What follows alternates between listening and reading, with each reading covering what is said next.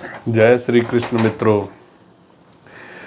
ये मनुष्य जीवन बड़ा दुर्लभ है और इस जीवन को प्रसन्नता के साथ जीना चाहिए। कभी कभी क्या होता है कि हमारे जीवन में कुछ ऐसी परेशानियां लगातार आ जाती हैं कि जिसके कारण से ऐसा लगने लगता है कि मेरा संसार में कोई व्यक्ति नहीं है, मेरा कोई भी नहीं है जो मेरे साथ खड़ा हो। ऐसी स्थिति में अगर लंबे समय तक व्यक्ति कुड़ कुड़ करके जी रहा होता है तो धीरे धीरे करके उसको अवसाद की स्थिति घेर लेती है और फिर एक इतनी भयानक स्थिति आ जाती है कि उससे फिर उसको निकाल पाना बड़ा कठिन है। वो कभी कभी ऐसे गलत निर्णय ले लेता है जिसमें वो अपने जीवन को भी समाप्त करने की सोचता है और कोई कोई कर भी लेता है। तो इस स्थिति से बचने के लिए मैं आपको एक इतना अच्छा कारगर उपाय हूँ, अगर आपने उस पर कार्य कर लिया तो इस स्थिति से आप बहुत ही जल्दी बाहर आ जाएंगे।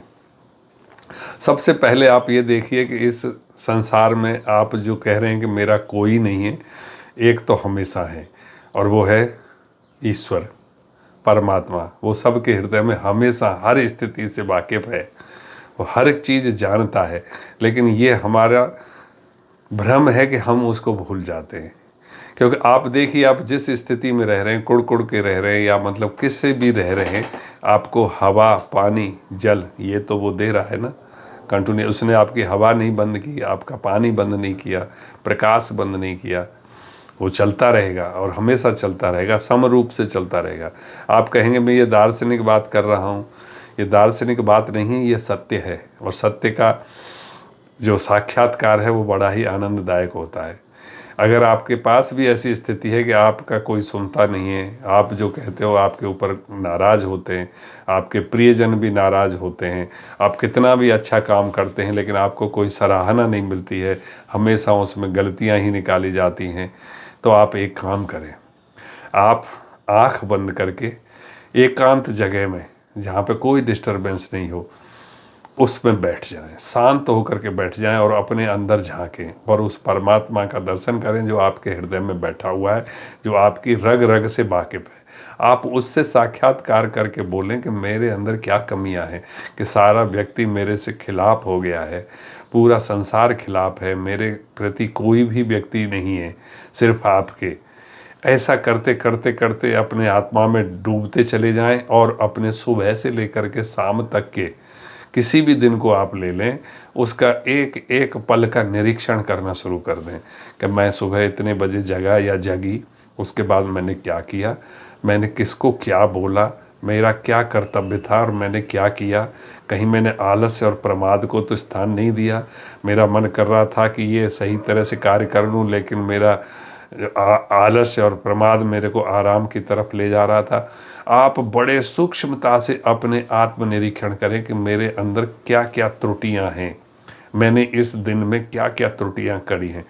तो वो शायद पहले दिन आपकी पकड़ में नहीं आए, लेकिन आप नित्य अगर दोनों टाइम ऐसा करते हैं संध्या के समय, तो ये आपकी एक उपासना हो जाएगी।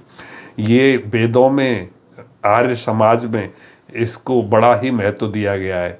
वो इसी प्रकार की उपासना 20 से 25 मिनट प्रत्येक व्यक्ति को बताते हैं कि अपना आंख बंद करके प्रत्याहार करें। प्रत्याहार की जो धारणा है जो अष्टांग योग के अंदर आती है, अगर आप इस तरह से ईश्वर से साक्षात करते हुए रोज अपनी गलतियों का निरूपण करने के लिए इस तरह की जो क्रिया करते हैं, तो मैं सच मानता हूँ, मुझे पूर्ण विश्वास है कि वो दिन दूर नहीं है कि आप उस अपनी स्थिति से बाहर निकल आएंगे और प्रत्येक व्यक्ति आपसे प्यार करने लगेगा।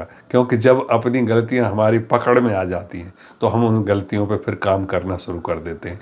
लेकिन जब हम ये मान लेते हैं कि हमारे अंदर कोई गलती ही नहीं है, पूरा संसार मेरे पीछे पड़ा हुआ है, क्यों पड़ा हुआ है, उसका निरीक्षण सूक्ष्मता से करें कि हम वो क्या कहता है। संसार आपके अंदर कुछ कमियां बताता है, अगर वो बताता है तो उनको ध्यान से सुने और उनका निरीक्षण करें कि अब वास्तव में वो मेरे अंदर कमियां हैं।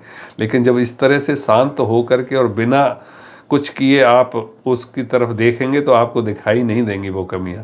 लेकिन जब ईश्वर को साक्षात्कार मान करके जब इस तरह से एकांत स्थान में बैठेंगे तो वो छोटी से छोटी गलतियां भी आपकी नज़र में आ जाएंगी और वो नज़र में आते ही चमत्कार हो जाएगा। क्योंकि जैसे ही वो गलतियाँ समझ में आई कि ये मेरी गलतियाँ हो रही हैं, तो मैं उस गलतियों पे काम करना शुरू कर देता हूँ। वो धीरे धीरे करके वो सारी गलतियों को निकाल दूँगा, और जिस दिन वो सारी गलतियाँ निकली तो सारा संसार आपका खुद का आनंदमय हो जाएगा, आपका आदर करने लगेगा, आपका सत्कार करने लगेगा, और आप अपना जीवन बहुत ही प्रसन्नता से बिता पाएंगे। उसके बाद भी अगर आपके पास ये आकांक्षा भी नहीं रहेगी कि कोई व्यक्ति आपकी सराहना करे या आपकी प्रशंसा करे, क्योंकि आप अपने कर्म में इतने कुशल हो जाएंगे कि आप खुद में खुद का आनंद लेते रहेंगे, क्योंकि आप अपने हृदय के अंदर ही पूरे संसार का दर्शन करेंगे। उस समय फिर आपका किसी से द्वेष कैसे रहेगा, क्योंकि खुद खुद से कभी द्वेष नहीं कर सकता, खुद खुद से कभी कोई लड़ाई नहीं कर सकता, क्योंकि प्रत्येक हृदय के अंदर वही परमात्मा का स्वरूप झलक रहा है। बस देखने की दृष्टि बदलनी चाहिए। अगर एक बार ये दृष्टि बदल गई कि प्रत्येक जीवात्मा, प्रत्येक व्यक्ति के अंदर ईश्वर का ही रूप है, जो आपके अंदर बैठा है वही मेरे अंदर बैठा है, तो फिर वो दृष्टि बदलते ही आनंद का समुद्र उमड़ने लगेगा। इस पे आप कार्य करोगे ना? कीजिए एक वादा कि आज इस वीडियो को देखने के बाद ये क्रिया आप अवश्य करें। ये मैं आपसे एक आश्वासन लेना चाहता हूँ। कृपया आप जितने भी लोग अवसाद की स्थिति में, तनाव की स्थिति में, टेंशन की स्थिति में, डिप्रेशन की स्थिति में जा चुके हैं, एक बार, केवल एक बार मेरा कहा मान लीजिए। ये भी मैं ईश्वर की प्रेरणा से ही बोल रहा हूँ। आप इसको करके देखिए, बहुत ही आनंद आएगा। एक दिन नहीं, 2 दिन नहीं, 5 दिन नहीं, आप करते रहिए। फिर देखिए, जिस दिन आपकी गलती आपके अंदर पकड़ में आ गई, उसी दिन का कल्याण हो गया। गलतियाँ यही है कि हम अपनी गलतियाँ नहीं पकड़ पाते हैं, और हम अपने को दूसरों की नज़र से अपने को मानने लगते हैं, और फिर दिन प्रतिदिन डिप्रेशन में चलते चले जाते हैं, और स्थिति यहाँ तक बिगड़ जाती है कि फिर दवाइयाँ और क्या क्या लेना पड़ता है। इसलिए मेरे भाइयों, मेरे बहनों, मेरी माताओं, सभी से मेरा नम्र निवेदन है कि आप जब भी आप अवसाद की स्थिति में जाएं, टेंशन की स्थिति में जाएं, या आप दुख की स्थिति में जाएं, उस समय ये उपाय तुरंत कर डालें। और ये उपाय रात में भी कर सकते हैं, बिस्तर पर बैठ के कर सकते हैं। इसके लिए कोई नहाने की ज़रूरत नहीं है, आप किसी भी अवस्था में आप ये उपाय कर सकते हैं। बस ज़रूरत है कि एक एकांत और शांत वातावरण चाहिए, जहाँ पे किसी का डिस्टर्बेंस ना हो। ऐसी स्थिति में करोगे ना, बहुत अच्छा, आप ज़रूर करना। और अगर आपको ये वीडियो अच्छा लगा है और आपको अगर इससे फ़ायदा होता है, कृपया मेरा चैनल ज़रूर सब्सक्राइब कर लीजिएगा, और वीडियो को शेयर भी कीजिए, जिससे और लोगों को भी फ़ायदा हो, और लाइक अवश्य कर देना। जय श्री कृष्ण, जय भारत, धन्यवाद।